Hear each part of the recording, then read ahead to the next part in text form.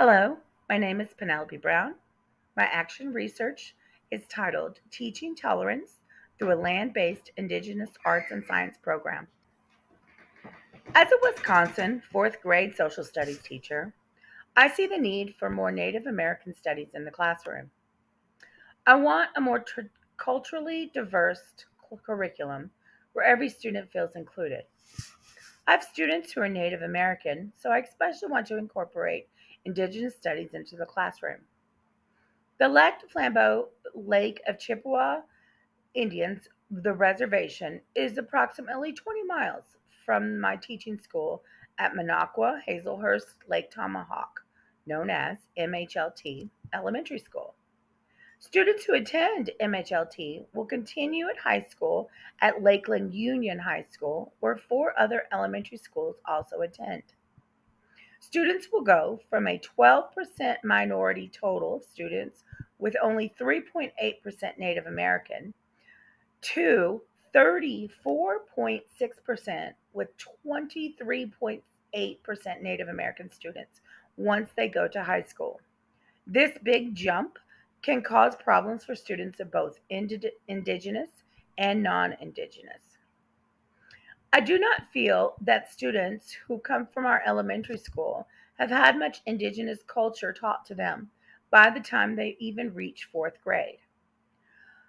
My project is I wanted to know how I could change this and see what other teachers are doing. The first findings in literature review is that many teachers do not have the training or knowledge on how they could successfully teach history, culture, and tribal sovereignty in Wisconsin American tribes and bands. In my research, I was able to survey teachers, and of the 24 that responded, 16 state that they do not teach Native American studies, and 8 say they do. 11 teachers feel that they don't have enough knowledge or resources to teach correctly, and 15 of those 24 said they would be willing to take some sort of training. White students, even very young students, see discrimination and socio political dynamics and hold racial bias by the time they enter school. If students are not given direct instruction on stereotypes and bias, they will come up with their own theories, even if they're wrong.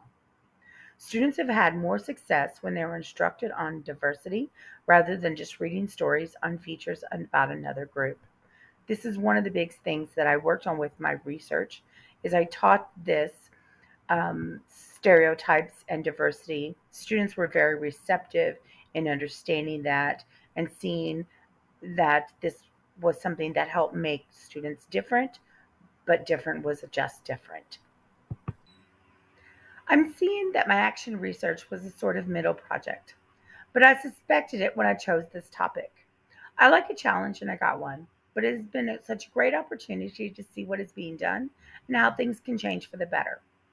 I've come up with some after projects, and I could tell from the data that the teachers need training, and but they also needs to be appropriate for their grade level, subject, and include resources that they can take back to their classrooms.